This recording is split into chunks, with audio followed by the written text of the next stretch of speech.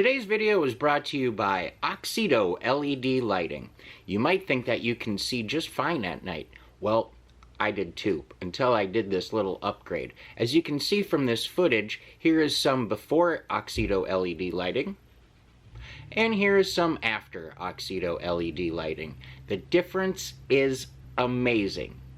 With high brightness and easy installation, Oxido LED lighting is definitely the route for you. They're easy to install, and they're available for all makes and models. Click on the link in the description below and enter promo code 612motorsports at checkout to get yourself 15% off. Now back to our video. Hello and welcome back to another episode of 612 Motorsports. In today's episode we're going to be discussing window tint laws. But before we get too far into that, I'd like to encourage you all to go ahead and hit that subscription button if you haven't done so already, the notification bell, leave a thumbs up or a comment below letting me know what you think. All of that stuff helps out very much and is greatly appreciated. So, on with today's video. So as you all know, we are stuck in this COVID quarantine time, and I've been using my time to do some cleaning around the house and kind of sorting some stuff out in the garage, spring cleaning as you might say, and I ran across a newspaper that I put out in the green truck last year, and being that that one has been down for quite a while, I kind of forgot about it. But I was bringing some tools and some stuff out back to the garage, and I saw this and I thought, what a better time to go over it than now. So basically, in our local area paper, there's a section called Ask a Trooper, and this particular article deals with window tint laws, and I thought, wow, we just tinted the windows in the tan truck that we're in, which, by the way, I named Stan. This truck is now officially named Stan. Now you might ask, why Stan? Well, it's a tan S10. Stan. Kind of made sense to me. It's a tan truck, it's an S10, and since we just recently tinted the windows in Stan, I figured, you know what?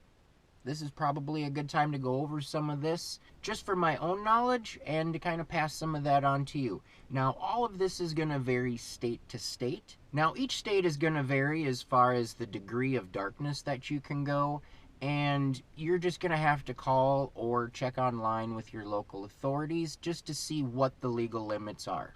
Now, as I might have stated in a previous video, in the green truck, I used to get pulled over once a month due to thinking that I had way dark windows.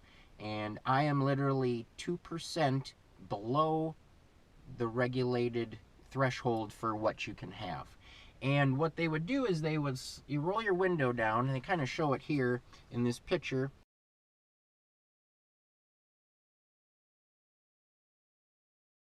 But they roll the window down and they slide a little meter over it that shoots some light through, and then on the other side of the meter, the amount of light that comes through comes out in a percentage. If you're within the percentage allowed, you're good to go. And I always have been, so I don't know why I keep getting hassled about it. But there are many things that make the windows actually look darker than they really are. And we'll go over that in a moment, but this article here kind of explains a little bit more about Minnesota window tint laws, and I'm going to share a little something with you that can help you get around the window tint laws no matter what state you live in. But let's get into this article. The question is, I moved to Minnesota from Arizona about a year ago, and I have a car that has tinted windows. What is the window tint law in Minnesota? Fair enough. Answer: even if your previous state allowed tinted windows, you will now need to comply with the Minnesota law. No vehicle, under any circumstances, can have any tint on the front windshield. Whoops. The green one's got a tinted brow, and technically that's illegal, but I have never been pulled over for it. I have never been questioned about it. Therefore, personally, I'm not even going to worry about it, and I am planning on doing it to the extreme. As you saw in a previous video, they had a brow on it, they peeled it off, and they left the semi-tint and the glue stuck to it, so we're just going to fix it and darken the hell out of that. Now, I have seen some vehicles where they actually run like your vinyl graphic material, what your stickers and stuff are made out of, color match. Say you have a white truck, they might put a big white brow across the whole 6 inches of the windshield at the top. Now, if you ask me, that you should definitely get pulled over for, because no matter how dark it is, you can't see through it on the inside.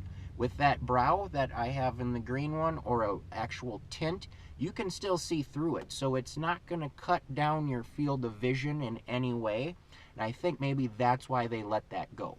Passenger cars are limited to 50% tint on all side and rear windows. And when they're talking percentage, they're talking about the percentage of light that is allowed to come through. So if you have 50%, that means it's 50-50. 50% of the outside light is now coming in. Most vehicles actually come factory tinted, even if they don't look like it. And I'll show you that, but I'm looking here on Stan on the door, and it's telling me that this actually has a 70% tint. And what they're talking about is 70% clarity. So that means 30% of the light from outside is blocked. Pickups, vans, and SUVs are limited to 50% on the front side windows. Pickups, vans, and SUVs are not limited on the rear side or rear windows. Can be less than 50% beyond the front seat. Squad cars, limousines, and vehicles used to transport human remains by a funeral establishment are not limited on the side and rear windows. No person should sell, offer for sale, or use any motor vehicle with windows or window shields that have window tint on them. What they're saying is anything from the front seat back in your vans, your SUVs, pickup trucks, you could literally spray paint them black, and that's not going to matter.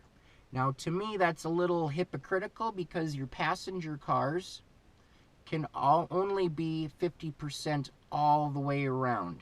Now, from what I understand, they do that because when the cop, say, pulls you over and they're walking up to the door, they want to be able to see if you're moving around, hiding anything, reaching for a gun, that kind of stuff. So if you're in a car, that's what they want to see.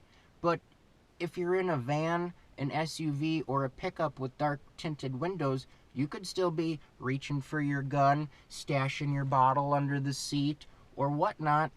But I don't know why that is different. It's something I don't understand, but because I have a truck, I'm not going to ask any questions, and I'm rolling with it. I'm going as dark as I possibly can. And for me, I only go as dark as I can comfortably be able to maneuver in the dark. Say it's late at night, you get out of the movie or dinner with your girl, and you're backing up.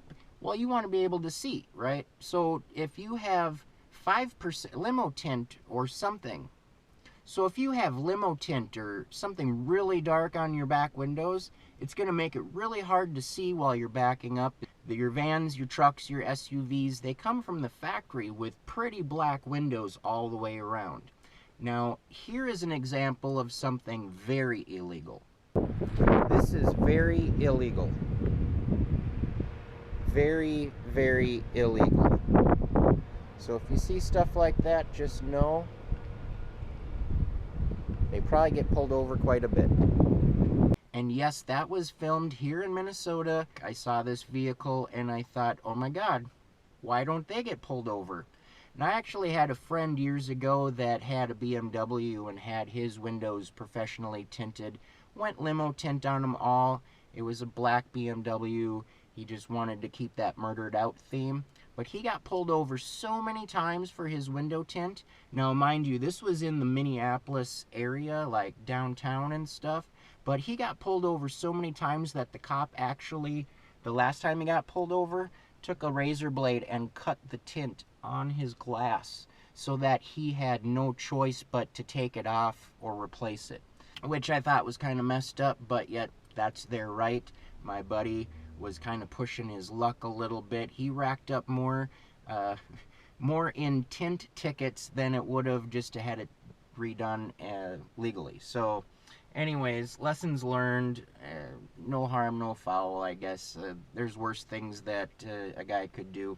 So just a quick little article I kind of thought was interesting and kind of had to do with some of the stuff that we're doing. Now, the Black Extreme has tinted windows everywhere except for the doors, and we're going to be taking care of that, and we're going to keep that at the 50%. Because it is so darn windy outside, I'm going to try to do this from the inside so you can still hear. But your glass is going to have this on all glass. This is my driver's door. Here it is on the back cab. Here is the one in the back window.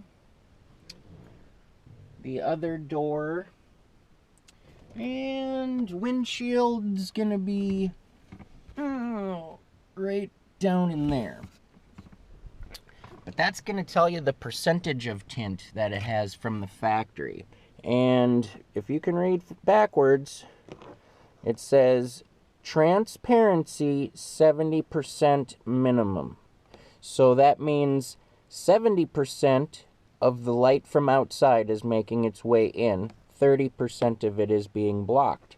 So if 30% tint is already there, what we would want to do to make it 50% is add a 20% to that, making 50, which we did on this window, making it legal. So that's how you know what you have for a tint on your factory glass, and that'll help you to determine what shade you need to be legal if you choose to go that route.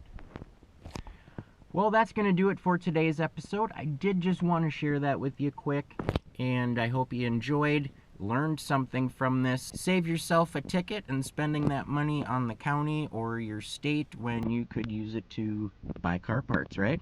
And as always, stay positive, work hard, and make it happen.